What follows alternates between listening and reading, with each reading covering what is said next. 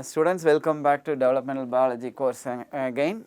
Today we are going to have a new topic, and this is going to be what we call as evolutionary developmental biology. So I am sure by now all of you have heard the term evolution. Okay, so the theory of evolution is basically the unifying central concept of biology. So as famously told by Dobzhansky long time ago, nothing in biology makes sense except in the light of evolution. So the process of evolution operates by natural selection of the fittest. So this is what you would have learned from your high school and in earlier classes in the college or university. So now for the natural selection to select the fittest, you need to have variations in the population, in a given population. For example, let us say in a human population, if everybody, let us say, is uniformly 5.5 feet height, then there is no way to select based on height, because everyone will be equally competent if height becomes desirable. Let us say shorter height is desirable for a given environment. So variations have to exist in the population, then only you can find the shortest person who might fit a given environment. So therefore the basis for natural selection to work is the availability of variations in a given population. So how are these variations created? Where do they arise from? So they have to arise from variations in the development. Okay. So variations in development is what is going to result in a population of human beings in our example with varying heights. So how are these variations permitted in development? So what are the mechanistic basis of these variations? And understanding of that is really at the center of understanding the mechanisms of how evolution operates. And in addition, what are the variations that are permitted by a given the developmental framework that exists. Like for example, if Hox genes that we discussed in the last class determine the anterior posterior pattern and segment identity, for example in our vertebral column, now what variations are possible within that, and what are the limitations and constraints, and that is going to determine what is available for evolution to work on.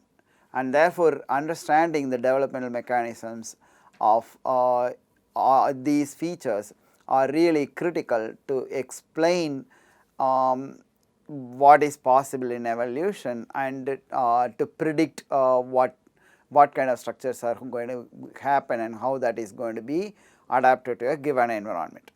So in this sense, evolution and development are very tightly related, and people very affectionately call it as Evo-Devo.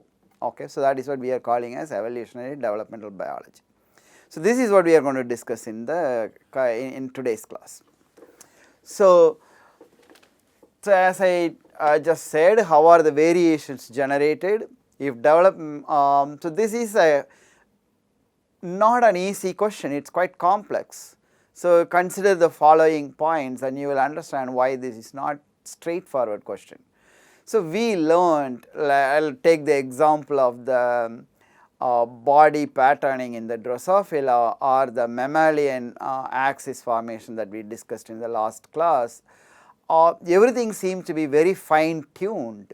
If you want the chicken type of cervical vertebral column, then you have to have Hox gene stopping a little earlier than, it should restrict a little bit to the posterior compared to what it is in mouse. Okay, so these seems to be very fine tuned and very delicately balanced and tightly controlled. If that is what is the basis of development, then any variation that could end up destroying the whole organism, right? The structures will just not fit with the rest of the body plan, and as a result that embryo might die. So, how variations are permitted in such a complex and fine tuned developmental program?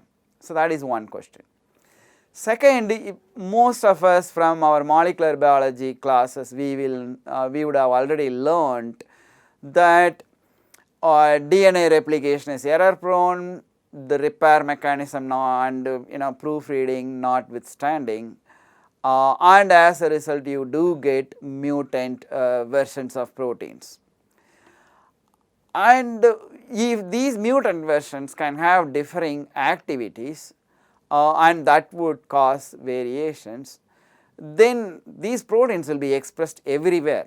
Okay, we discussed at length about the genome equivalence, like all our somatic cells more or less have the same genomic content. So, that means the mutant protein will be there in all parts of the body.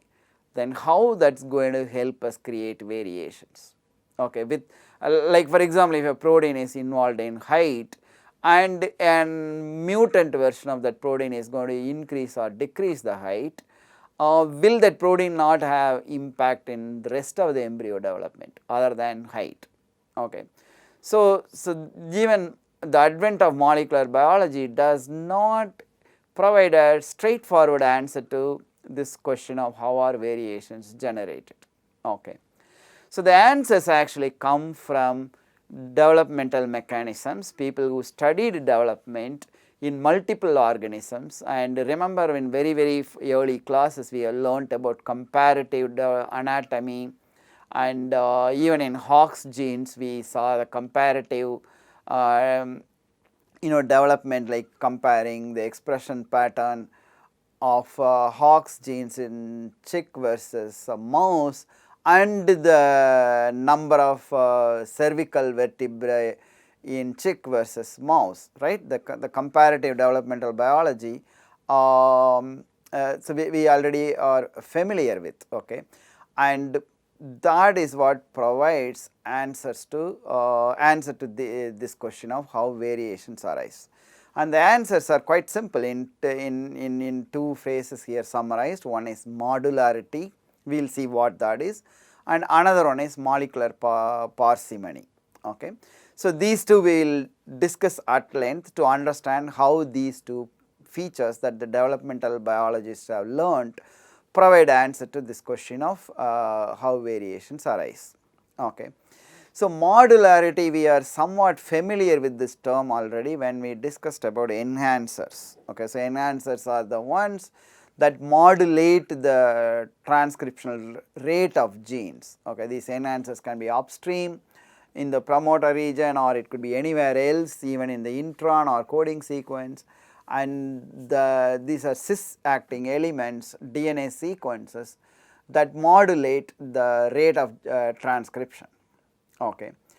And we saw that these exist in modules, like for example in PAX6 gene you have an enhancer that works in lens, another enhancer that works in pancreas, and so on. So, each module is active in one tissue or one time point and not at the another tissue or time point. Okay. So, therefore, they are modules. You have a lens specific module, you have a pancreas specific module, and so on. Okay. So, these are modules of DNA sequences, and similarly there are developmental modules also exist. Okay. So, these are discrete and interacting modules, anatomical. Okay. So, that is what I am talking about to distinguish from the enhancers that you are familiar with. So, when you think of modules, do not always think enhancers even in this narrow context. There are other modules like tissue modules that exist. Examples are morphogenetic field. Okay. So, you have the retinoic acid posterior to anterior, a morphogenetic field, or you have FGF gradient from posterior to anterior, and these gradients act as modules because they are independent and they function completely independent of the rest of the embryo. Okay. So, like for example, if you take our epithelial mesenchymal interaction discussion, where we saw a mesenchyme from a certain region induces the epithelium to form corresponding structure, be it in birds, the body feather, or it could be the scales in the thigh region and claws at the tip of the limb. Okay, so these are all modifications of the epithelium, but they are instructed to make the thigh feather or the body part, the wing feather or the claw or the scales by the underlying mesenchyme. Now, if you mismatch them, what you find is the epithelium acts as a module. It listens to the underlying mesenchyme and then it behaves that way. Okay. So we saw the same in embryonic transplantation experiment between salamanders and frog. So salamander makes the structure it normally makes based on the modular instruction coming from the frog underlying tissue that was transplanted. Okay. So these are modules. So they function in a way that is independent of what is happening in the rest of the embryo. Some of the cell lineages and the insect parasegments, they all do that. So we saw Antennapedia not being expressed in the posterior most thoracic segment meant it did not make wings. But if you do not have the posterior Hox gene, that ultra pythorax, now Antennapedia extends into the third segment, and now the third segment behaves like the second segment, making a wing. So these are all acting like modules. Okay. So these modules therefore, depending on where they are, they could actually modify the structures. So we will see many examples where it will all become very clear. The modular behavior of tissues and the modular behavior of DNA sequences that regulate transcription by stretching them in terms of spatial expression pattern or temporal expression pattern, you can modify the structures, say converting a normal fingers like digits into webbed structure, making the bat wing and so on. Okay. So we will see individual examples where it will all become abundantly clear. So the main crux of this is modular units allow certain parts of the body to change. That's why they are independent without interfering with the functions of the other parts. So this is how variations are made possible, where the the enhancers, how a tactful use of enhancers led to variations which led to which became available for the natural selection to work and select what fits a given environment. So we have a receptor on our RBCs and also in many other cells called Duffy. It is a glycoprotein and it is essential for many signalings, and it is an essential protein.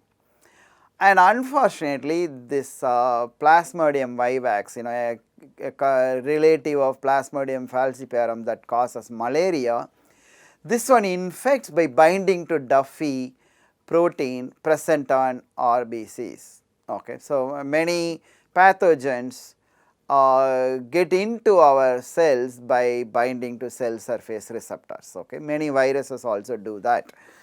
So the Plasmodium vivax binds to Duffy on RBCs, and that is how it starts the infection. So now it turns out that in certain population of human beings in Africa, so they are resistant to Plasmodium vivax, and that is because their blood cells do not express Duffy.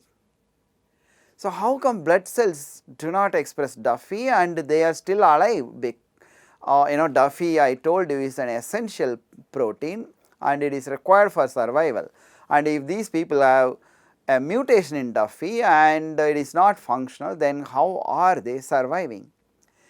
So the answer comes from an RBC specific enhancer, not RBC specific because RBC does not have DNA to transcribe from. So the precursors of the blood cells, okay, in the precursors of blood cell, the enhancer of Duffy gene is inactive.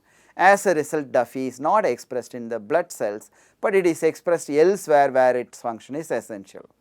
So as a result, this enhancer mutant that specifically turns off Duffy in the blood cells has been selected due to the evolutionary pressure of Plasmodium vivax infection. Okay.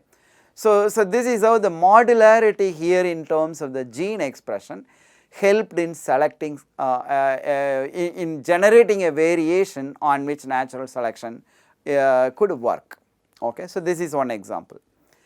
Another example we are going to look at is the a fish variety called the Sticklebacks, because they have these structures, spine structures, and therefore they are called Sticklebacks. On their back you have these structures.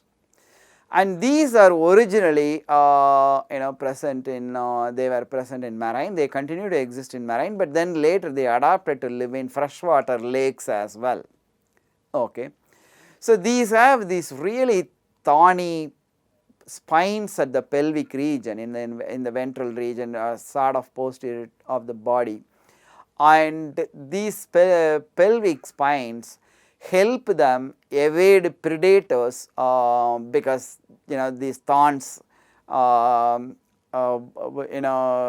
prick them and they do not like to eat these fishes. So this is a survival adaptation that helps it to dodge the predator. But when it came to freshwater, there are no such predators for it, and therefore this pelvic spine is not required. But then why should it lose? The freshwater sticklebacks do not have pelvic spines. So why did they lose? Because there are invertebrate predators here that readily hold these fishes using the spine structures. So therefore the sticklebacks that lost the ability to make the pelvic spine got selected in the freshwater. So now how come this could have pelvic spine and this lost it? So the scientists tried to do mutations. I will not go into the details because it is a significantly involved series of experiments. They finally, through those experiments, identified that a mutation in a gene called PITX1. Okay. So this gene is responsible. So that is what they found. But then when they looked at the expression pattern, when they looked at the amino acid sequence, there was absolutely no difference at all between the PITX1 protein sequenced from the marine sticklebacks and the freshwater sticklebacks. They were identical. But then when they looked at the expression pattern, what they realized is in the ventral part, this is the ventral view at the bottom, like the belly side, near the pelvic region, you have strong PITX1 expression in the marine water fishes, but not in the freshwater fishes, sticklebacks. Okay. And very interestingly, they were able to show that if you take the, when you look at this sequence and when they took an upstream sequence containing all these yellow bars. These are enhancers that that was identified later. But when they took this entire region and fused it with GFP and a reporter protein and introduced into the freshwater fishes, they could see GFP fluorescence in this region of these fishes. And more dramatically, when they used these elements taken from the marine sticklebacks and expressed the freshwater P80X1 gene under the control of these sequences in the freshwater sticklebacks, they developed pelvic spines like this, indicating that and then they were able to find out that this particular region, which they named as hind limb enhancer, had mutations. Okay, the sequence difference between these two varieties were not here, okay, in the coding sequence. Instead, it was in an enhancer, and due to this mutation, this gene is not expressed in the pelvic region in the freshwater sticklebacks. So here again you are seeing another example of how turning off a certain enhancer module helped in turning off that gene expression specifically in one part of the body but not in the rest of the places. Okay. So these are two really good examples explaining the role of modular enhancers in generating developmental variations. Okay. So now we move to the next concept. Okay, so we learnt about what is modularity, but essentially I showed evidence specifically for enhancer modules, and this I kind of indicated some of the things that we have already learnt. Okay, so now we will look at molecular parsimony. What is molecular parsimony and how that helps in generating variations. So parsimony means being miserly, using very few things for doing whole lot of things. That is parsimony. Being frugal. That is what is parsimony. So in developmental biology we call that a small toolkit. So here the developmental mechanism seem to use very few tools to build varieties of structures. Okay, variety of morphology, variety of functions, all generated using a couple of screwdrivers and maybe couple of wrenches, and that's it. No complex tools to build complex instruments. You can easily imagine this in a machine making world, like this screwdriver to tighten a screw in your bicycle can also be used to tighten a screw in an aeroplane. Okay. So you see that we are using fewer tools but on very complex machines. A similar thing happens in development as well, and that is what we call as molecular parsimony. Okay. So we already have a very good outstanding example in our recent discussions, the Hox genes. In the last class you saw the Drosophila anterior posterior axis, how anterior to posterior different segments, whatever Hox genes determine those segmental identity, the same Hox genes determine similar anterior posterior segment identity in vertebrates. Okay. So Hox gene here being the screwdriver equivalent, okay, only one tool, but building body plan of an insect versus your body plan, an insect is no comparison to you, but Hox genes do both. Okay, so that explains what is molecular parsimony in a nutshell.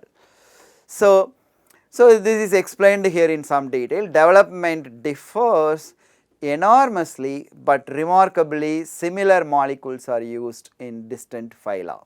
Okay, so we will see more examples of this as we go along. Transcription factors such as PAX, I told you about PAX working in eye development, lens module I just mentioned, and Hox genes are conserved from cnidarians. Cnidarians are like very, very ancient organisms like sea anemone and so on. So these are radially symmetrical organisms that formed even before platforms, roundworms and insects, etc. Just little bit more sophisticated than sponges, but no more than that. So starting from cnidarians to primates, that is us, these genes do similar things. Okay, their sequence is conserved and you are going to see that they do very similar functions as well. In some instance, one example is right here. PAC6 specifies light sensing organs in mollusks, okay, like shells, clamps and so on, like the octopus. So they all are the mollusks, and some of them have very rudimentary eyes and some have, like for example octopus has a lensed eye like us. So there again PAC6 does that eye development job, and it does the same in us, okay, and in insects. So that's a use of PAC6 over a period of about 700 million years for doing the same job. It is not that sequence alone is conserved, the function, the very specific organ for which it is required is again conserved. And similarly you have Hox genes. We have talked enough of it already, but we need to see some more details of Hox genes.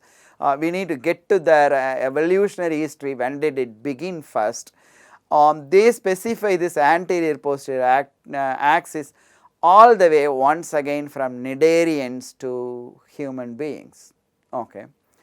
And the orthodenticals and empty spiracles that we talked about during the discussion of Hox genes, the very extreme end of the anterior portion, like the head region, I told in the last class that the forebrain and midbrain are determined not by Hox genes but by these transcription factors OTX, and orthodentical ortholog in vertebrates is what is OTX, and this gene is required for the extreme head development both in Drosophila like invertebrate and in vertebrates, okay. So here is an example. When mouse PAC6, I told you PAC6 is required for eye development all the way from mollusks to primates and the insects in between. So this is an insect example.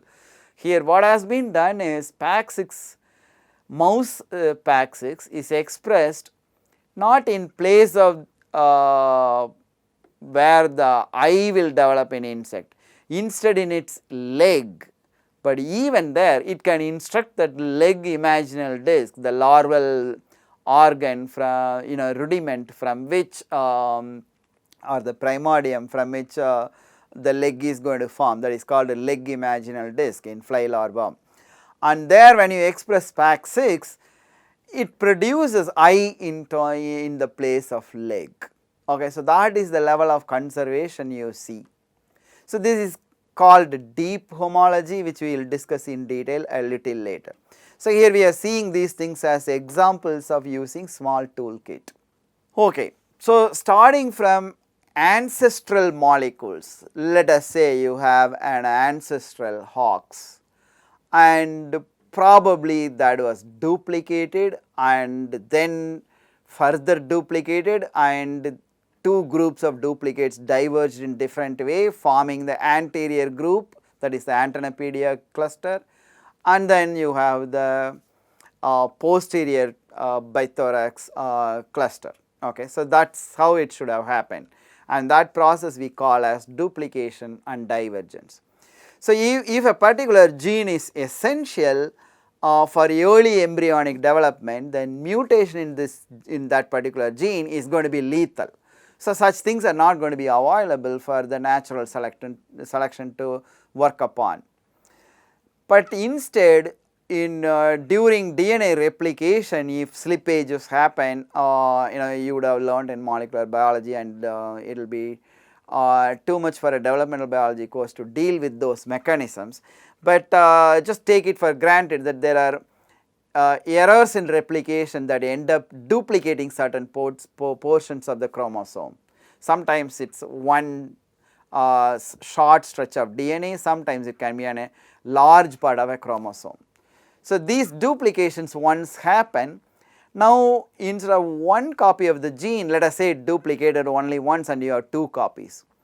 Now the evolutionary pressure is sort of relaxed. As long as one copy remains intact, the embryonic development is going to be alright, okay, and the other copies can be now played with. You can tinker its sequences without having bigger consequence on the embryonic development, and that is how divergence starts, okay. And this divergence now can lead to new functions, new spatially distinct expression, like for example one duplicate expresses in one tissue and the other one expresses in other tissue, where a slight modification in coding sequence could make that tissue develop differently and that could become a selection advantage and so on. So, so these duplications enable divergence possible, okay. So many gene families come from such founding members and then you have a group of related genes. That is how you have Hox gene family, globin gene family, collagen gene family, and distellis family. This is the Drosophila gene. All these gene families arise from, okay, and some of them encode, many encode transcription factors, some are structural, some are paracrine factors and so on, okay. And so one good example is Hox gene once again, and they come from a single common ancestor. So we do not even know that the earliest original one, but in Nedarians we already have 2 of them, and so we will see that in a minute. Once I just told you, once duplicated, gene copies can diverge by random mutations in coding sequence, which will be okay because there is one copy or another set of copies where wild type sequence is present, and it can also be in enhancers, like we just saw PITX1 hind limb enhancer mutated in the freshwater sticklebacks. So due to this you could get new functions or different expression pattern. Once again, if I go back to that PITX1 example in stickleback, you see new expression pattern. It is not expressed in the hind limb primordium. Okay, so these all become possible once you have multiple copies, and therefore divergence in terms of new functionality as well as new domains of expression both become possible. And such duplicates of same gene with subtle variations present in a given species is called, they are all together called paralogs, okay. So for example, Antennapedia is a paralog of abdominal A, okay, because both are related proteins, they are homeotic genes, and they are more closely related to each other than to other gene families, okay, but they are present in Drosophila itself, and that you call as paralog. But if you take a Hox 4 and of vertebrate, like say human, and look at it in Drosophila, you will sure find it to be more related to Antennapedia to any other gene family, and that you call as orthologs. So related genes present in different species, you call them orthologs. These terms apply to proteins as well, okay. So members of a gene family in a species you call paralog, and members of gene family present in different species, the homology is across species, you call them orthologs. So we continue on that theme to understand some of these dramatic variations that have been accommodated during evolution. and they are presented here in bullet forms, each one different example. So you have different expression and function. If you take distal less, there is only one copy in insects and it is expressed in most part of its body. But on the other hand, if you take in vertebrates where you have multiple copies, for example distal less 3 is required for epidermal differentiation, and that is where it is expressed, not everywhere. And distal less 5 is expressed in neural crest only, not everywhere. So there is specialization here. Okay. Instead of one person doing all the jobs, now you have employed one more. So then each one can do 2 different jobs to make the whole thing happen. So that is the advantage of this duplication and divergence. Okay. And you can imagine from this, if variations in neural crest is going to generate a new body structure that is going to be evolutionarily advantageous, then mutations in distal less 5 could enable that without compromising the epidermal differentiation, because a different paralog is doing that, taking care of that job. Okay. Sometimes homologies run very deep. We already saw in PAC 6 context in eye development by introducing mouse PAC 6 in Drosophila leg imaginal disc, and you have many more such examples. For example, vertebrate HOX6B4 can substitute its ortholog in flies, that is the deformed, and deformed deficient fly, mutant fly could be rescued to wild type by expressing the vertebrate HOX B4. Okay. And where it all starts from cnidarians, where you have so again cnidarians are like sea anemone kind of organisms. Okay. So these cnidarians they are mostly marine, although some are there in freshwater as well. So they have 2 HOX genes, okay, just 2 HOX, and it turns out one of them that is expressed in the anterior part of its larval stage corresponds to the vertebrate's anterior HOX group, and its posterior one corresponds to the posterior class of HOX genes.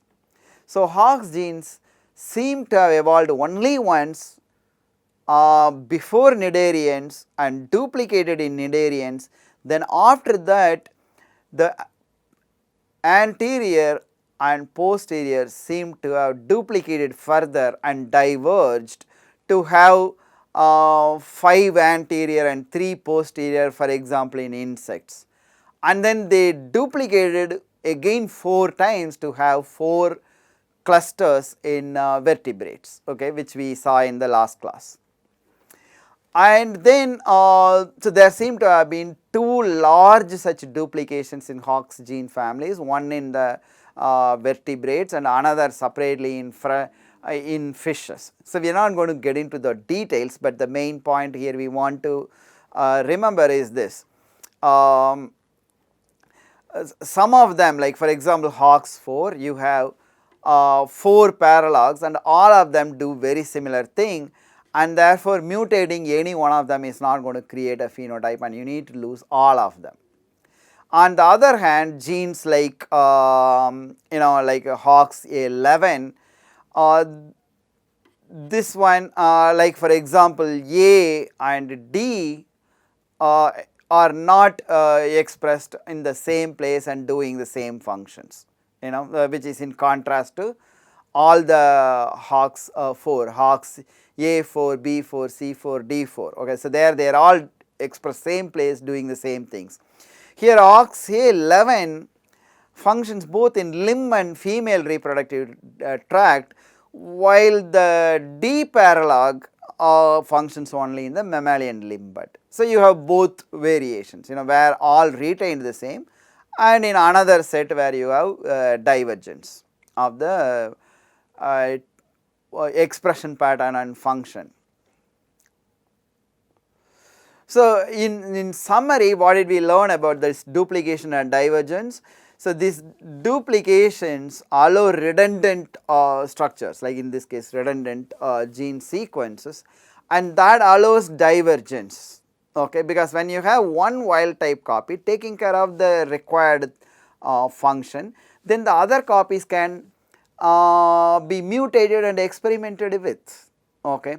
So therefore you could have new roles coming up, and that is how these gene families arose. You know, these are just three examples. So you have Hox genes coming from one ancestral founding member, generating a family, but conserved to pattern the body and limb axis, but differently in different organisms, okay.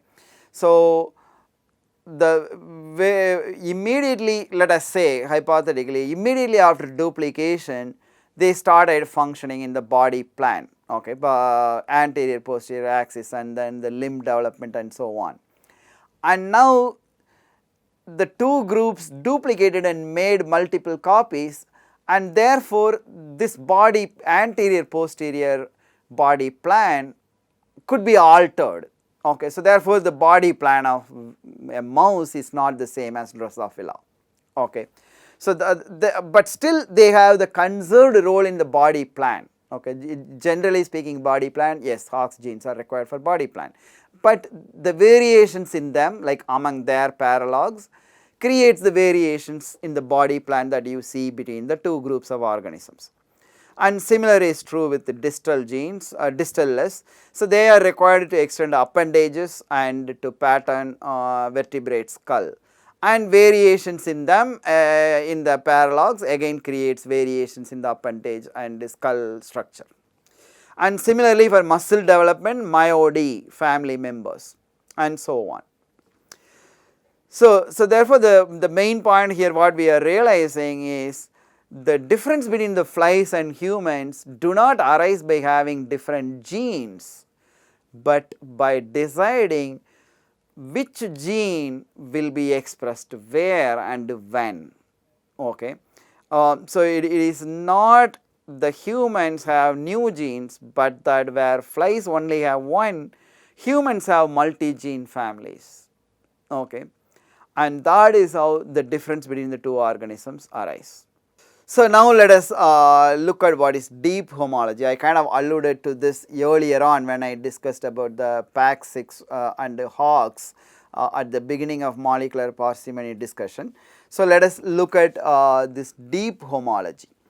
So deep homology is, you already know paralogs are related, orthologs are related. That is at an individual gene level, and you say they are evolutionarily conserved.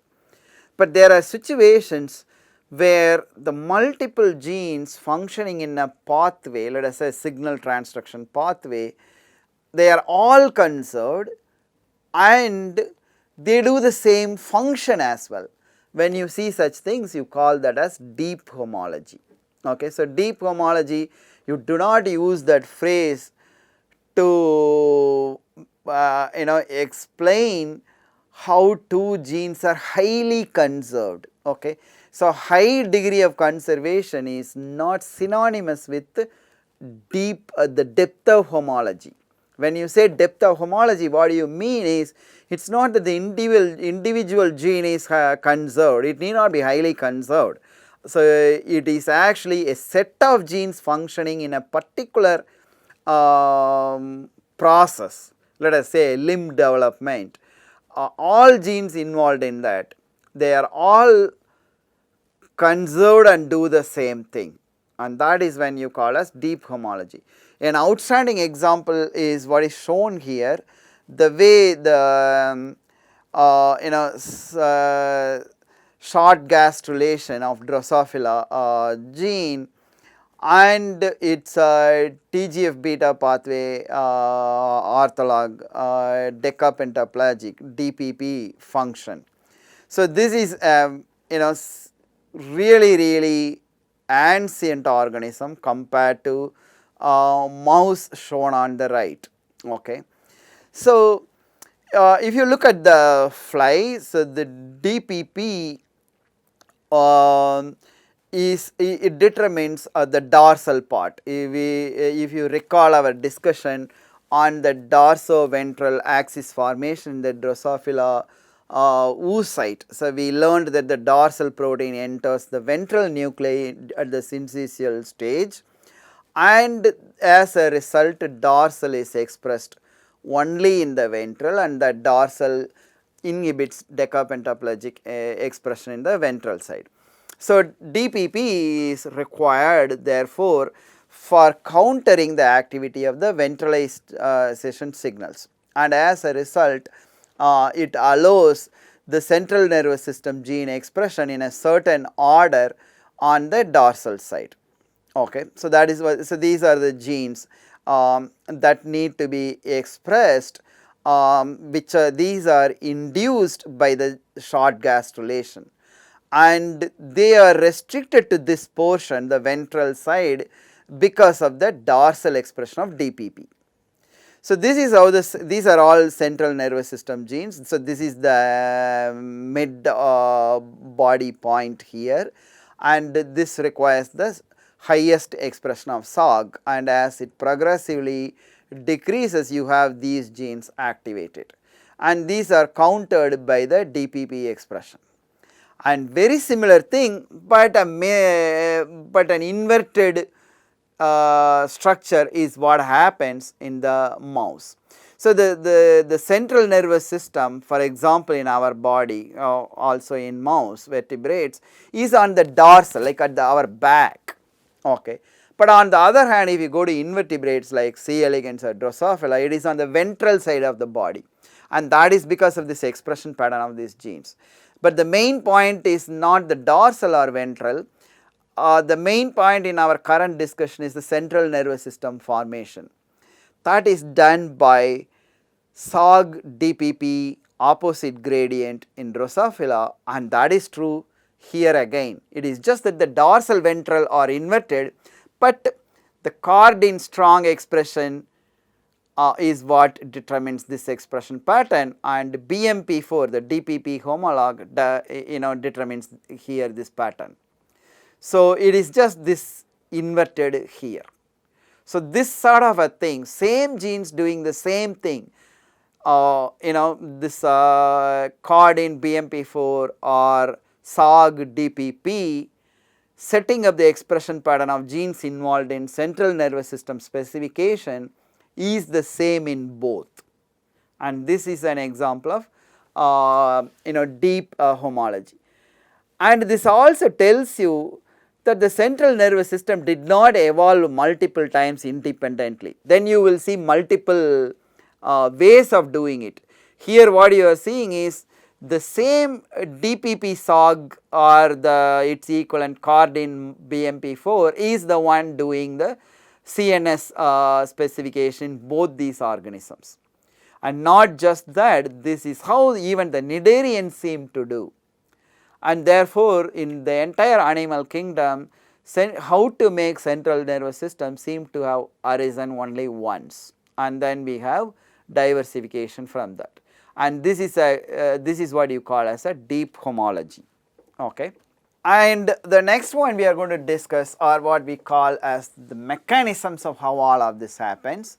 So, think of some of these evolutionarily novel structures, okay, that did not exist in the organisms that existed before a certain group. For example, neural crust or teeth, teeth, think of sponge, there is no teeth, teeth had to come as a novel structure. So, how do you make these novel structures? By having small changes in protein sequence or even in enhancer module. How do you make these novel structures? And another major worry comes when you look at the sequences of human and chimpanzees. Okay. So, the genome is nearly identical, okay, more than 99% identical, and many of the alleles of proteins again are very similar. Okay.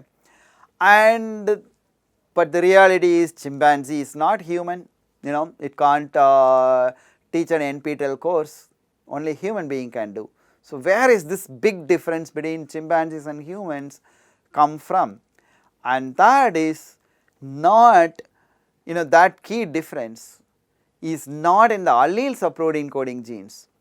Instead, it is in the sequences that decide where, when and how much the genes are activated. Okay. Will it come early on, and will it be there in the limb bud, or will it be in the imaginal disc, and for how long will it be expressed there? Okay. So, we saw one example very early on when we were talking about von Bayes principle and Darwin's descent with modification. So, we saw that the duration of FGF expression can determine whether a dog will have a long leg or a shorter leg, right. For how long the proliferation of those chondrocytes will happen before they enter into differentiation. Premature entry means short leg, they differentiate into bone very early without producing lot of precursor cells. So, changing the duration can also alter the structures.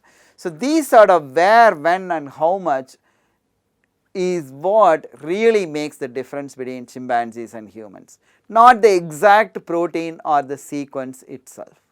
Okay.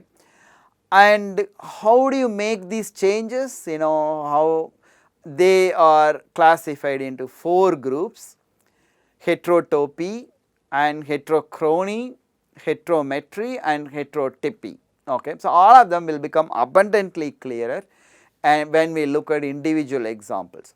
So, heterotopy means different location. Okay.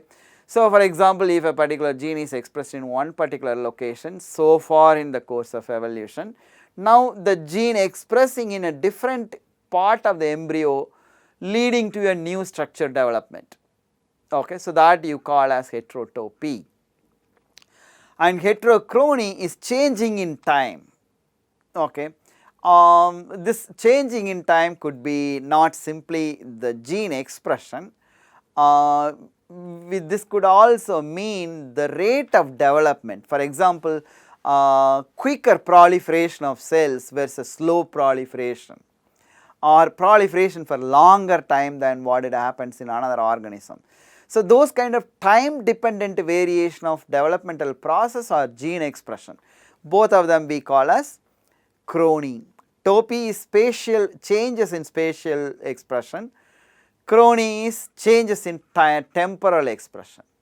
Okay.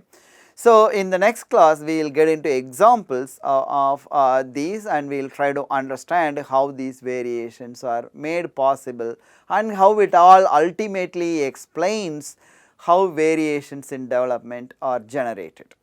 Okay. So, we will take up the change in location examples in the next class.